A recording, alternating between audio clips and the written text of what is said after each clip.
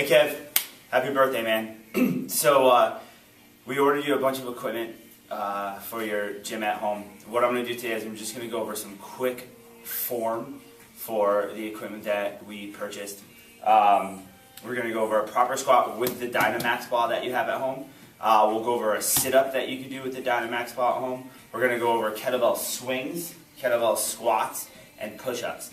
I'm also going to put together a series of workout programs for you to do, so you can refer back to these videos.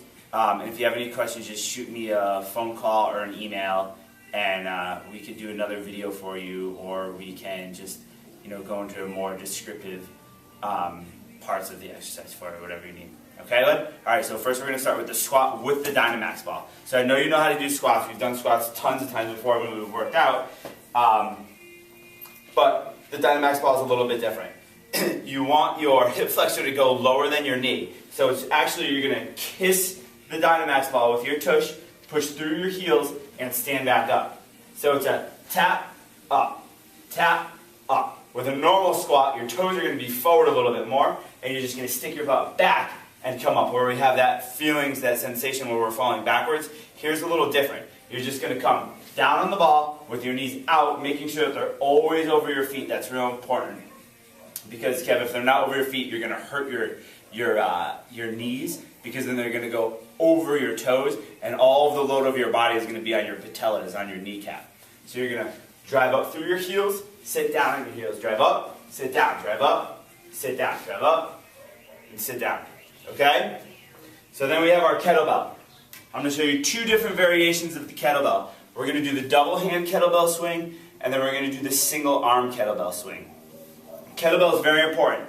The muscles that you're working with the kettlebell, Kev, are your butt, your shoulders, and your abs. So if you're feeling it in your lower back, you're just doing it incorrectly.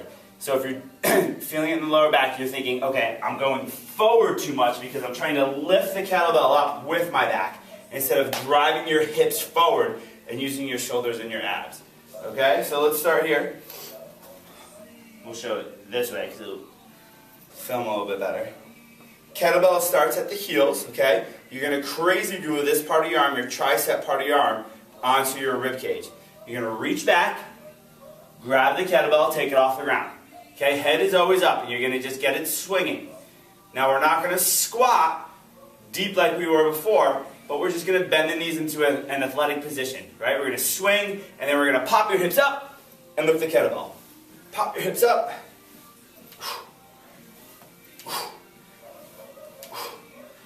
Squeeze your butt. Let the kettlebell swing right between your legs. That's the proper form of the kettlebell.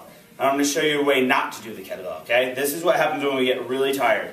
We grab the kettlebell, and we come down and swing up. Come down and swing up. When you do it like that, you're really going to feel it in your lower back, because the weight of the kettlebell is forcing your body forward, right? And inertia takes your body. If the kettlebell is moving, it's going to come all the way back. And it's going to really put a lot of strain on your vertebrae, and it's going to split the vertebrae up like this. You don't want that. Okay? Next variation, we'll do the single arm kettlebell swing. So that was the double arm. Now we'll do the single arm. Same concept, right? One arm is going to be out just to counterbalance the kettlebell. Here like this. Again, get a couple swings in, because you're not trying to muscle it up. It's a swing. And you want to pop your hips forward and swing.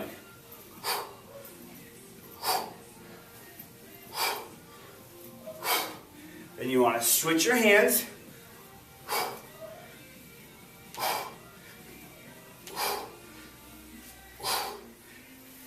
And if switching the hands in the air, you don't feel comfortable with doing it first, just bring the kettlebell down to the ground, and then we'll just do it again, right? So I'll show you it both ways.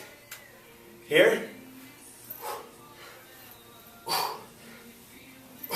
Remember, squeeze your glutes as tight as you can, and your hips, pop your hips forward. Bring the kettlebell down, switch hands, come up, couple swings, drive forward.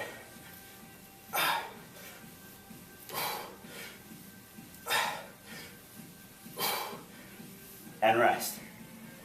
Again, we never ever want the kettlebell to come way down here, so that our body's facing down. Because coming up is where we hit that vertebrae. Okay? Kev, now I'm going to show you a squat on the Dynamax ball with the kettlebell. Squat's the same. You're going to hold the kettlebell by the horns up here on the lower part of it, okay? Make sure that the kettlebell stays close to your body. When it comes far away from your body, just like the kettlebell swing, if it comes far away from your body's going to lean forward. Once the body starts to lean forward with the load in front, then it starts to hurt the back. This should not hurt the back at all. Elbows are down, eyes are always up. Okay? You're going to squat, tap the ball, come back up. Tap, up. Tap, up. What we don't want, Kev, is this. Right? If you feel like your hamstrings and your legs are a little too tight to get down all the way, stretch them out first with a simple hamstring stretch where you're touching your toes. Right? Because the inflexibility of the leg and the hip flexor, which is the front part of the thigh, will prevent you from going down low. Now, you can get down low like this even if you're tight. It's just the tight hamstrings and hip flexors will prevent you from doing it properly. Because what will happen is you'll come here like this, and if you have the tight hamstrings and the tight hip flexor, your knees will bow in, and you'll come in here like this. And again, the weight will come forward, right? And you'll come on your toes, everything that we don't want. Right? So always, always, always remember, whenever you're doing a squat, it's so important that you're driving through the heels of the feet on the way down and on the way up. Because again, if you're not using your leg, you're actually pushing off the toe and the patella. Okay? So we went over the proper squat with the Dynamax ball, squat with the Dynamax ball and the kettlebell, 2 versions of the kettlebell swing, and now I'll show you a proper push-up. And Kev, I know you know how to do proper push-ups, but I just want to go over everything with you again, okay? So hands on the ground, flat on the ground. Make sure that your hands are directly under your shoulders and under your chest. Because what happens a lot of times, we put our hands forward, here like this, and we come down here like that, right? That's going to put a lot of strain on your shoulders. So we want to isolate the primary muscle, which is your chest, and the posterior part of your body, which is your back. Okay? So hands down here, feet are together. Sometimes we put our feet apart, but we're going to put our feet together right now and squeeze your legs together as tight as you possibly can. You're going to drop your chest to the ground, breathe, and notice your body's still straight. Your hips aren't dipped, right? So we're going to come down, and then we're going to drive your body up into that full plank position. Down again, drive it back up. What you don't want to do, Kev, is this. You don't want to worm it down and then worm it back up. Okay? If you're having trouble with that, just drop to your knees, do 1, 2 so you feel it, right? And then get back up here and then go down as low as you can. But never ever go on your knees to do the entire exercise, okay? You're only going on your knees to make sure that the back stays flat so you get that feeling, and then kick the feet back so that you're in that full plank. So I'll show you again. I'll do about 4 in a row for you, okay? Feet back, thighs tight, drop down, all the way up. Lock your arms all the way up. Sometimes, Kev, we do this, right? We don't want to do that. We want to come all the way up to get full flexion of that chest muscle.